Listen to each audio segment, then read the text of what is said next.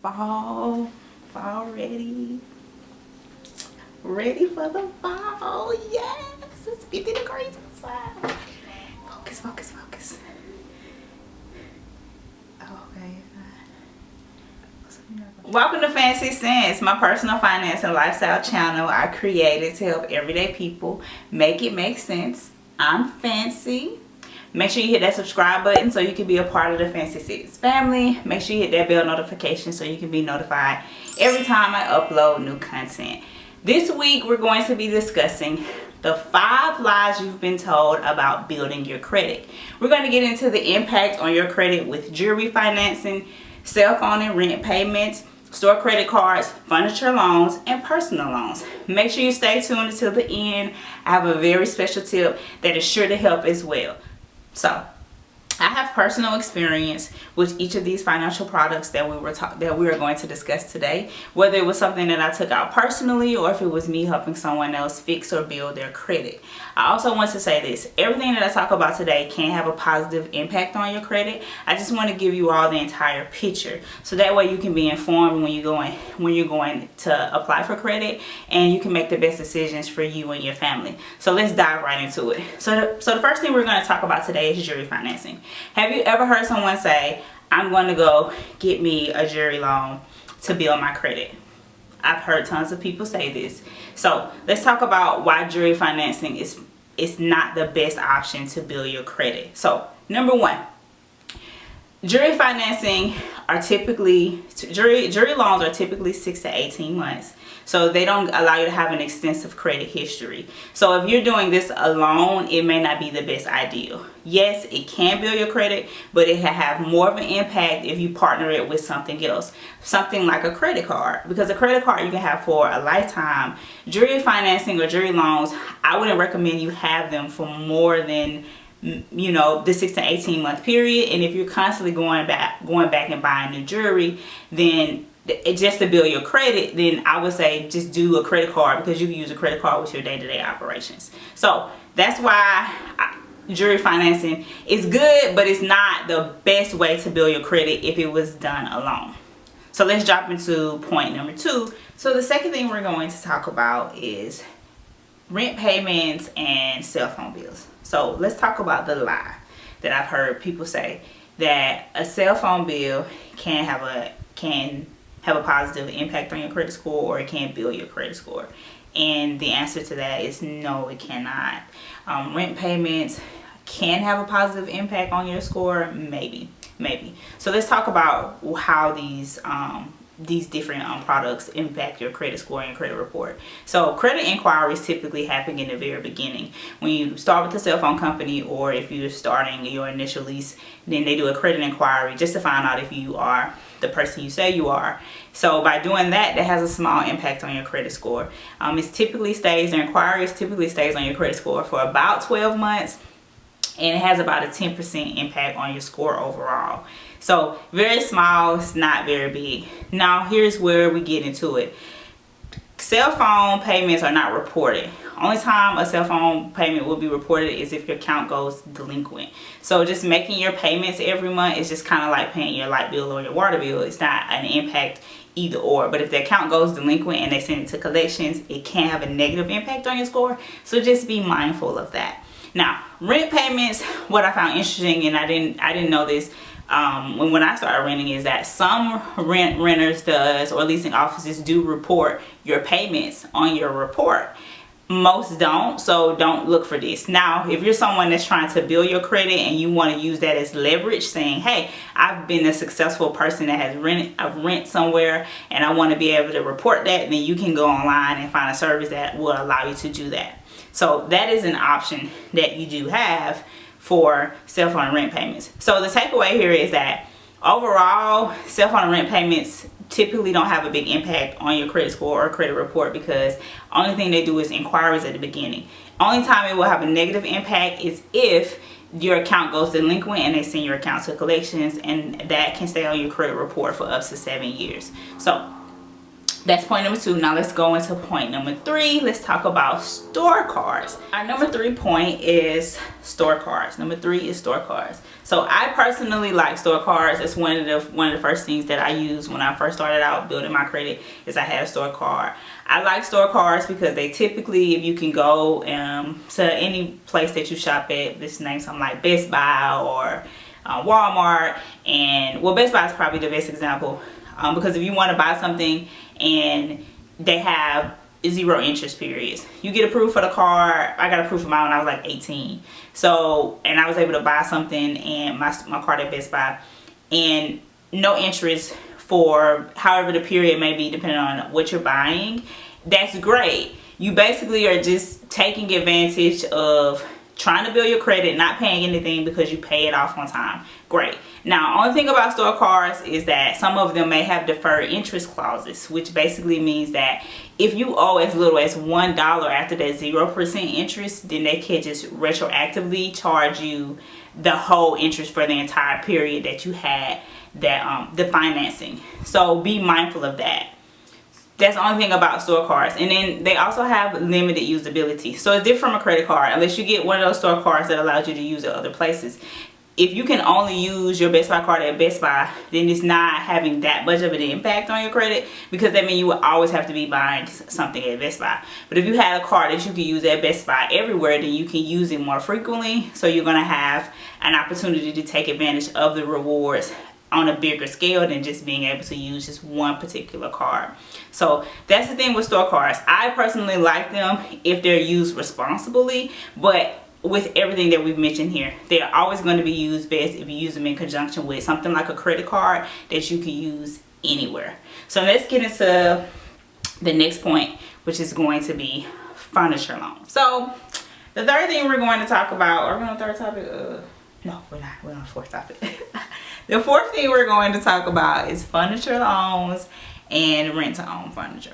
So let's talk about furniture loans. Furniture loans can be good to build your credit if they're not used alone. It's just like jewelry financing. You want to use it with something else, like a credit card.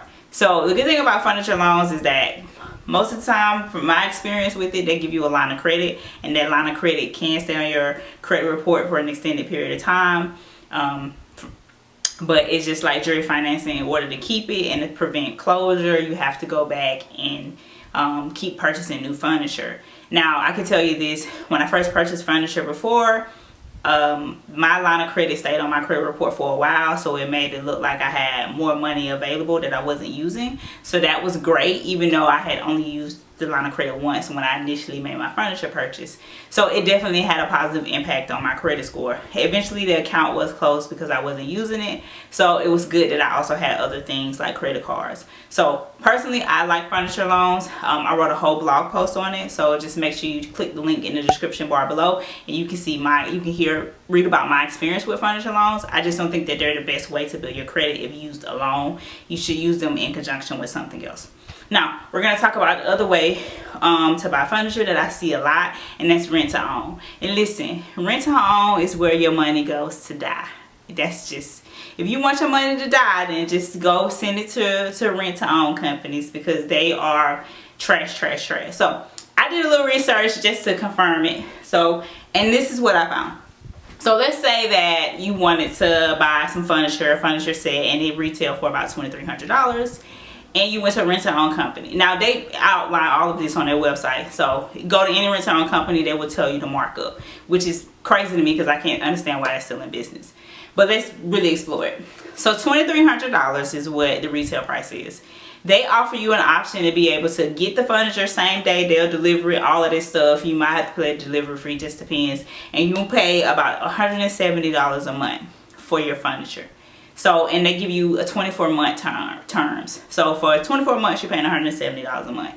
At the end of those terms, you end up paying over $4,000 for the furniture. So furniture that originally cost $2,300, you're paying over $4,000 for it. That's a 70% markup.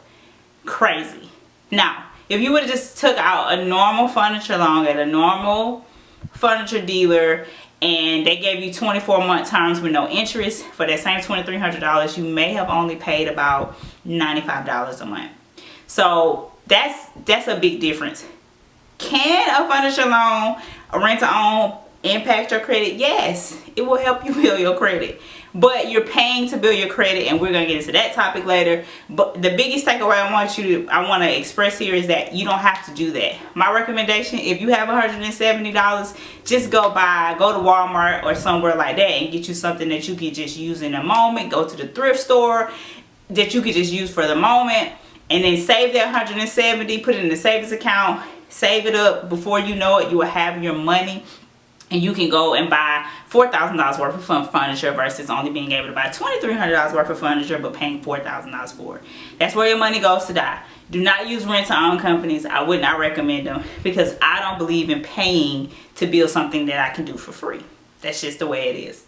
So, all right, so let's talk about our fifth point, and that's personal loans. So personal loans are probably not the best way to build credit, because most personal loans, you have to have a credit history to get them, from my experience. And they almost always come attached with some type of interest rate. And my goal is to teach you how to build your credit for free, because we make it make sense here, and we want you to be able to build your credit when what's free.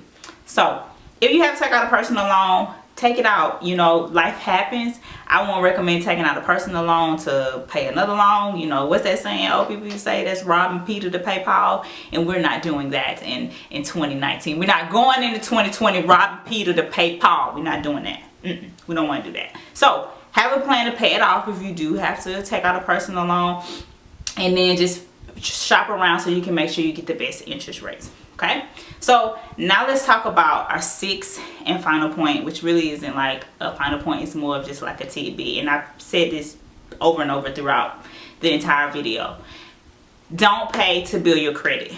By that I mean, don't spend money that you don't have to spend. Shop around, get no interest rate periods. Get no interest rate periods. Make sure you get what happens when you just can't think of what you trying to say. No interest rates periods, and Lord, I gotta look at my notes. Okay, all right, there it is. Get a secured credit card. I had a brain freeze. Get a secured credit card. Make sure you're paying your credit card bill in full each month, so that way you're not paying anything on it.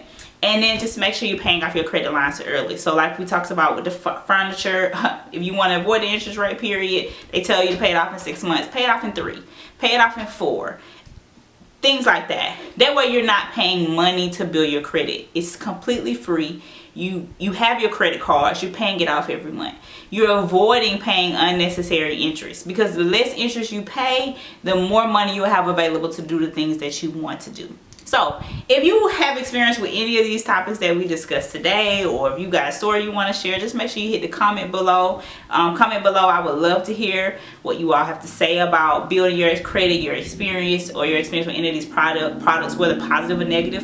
Because like I said in the beginning, I'm not anti any of the things we talked about today. I just think that you have to be optimal in your decision making, and don't just have it one-sided.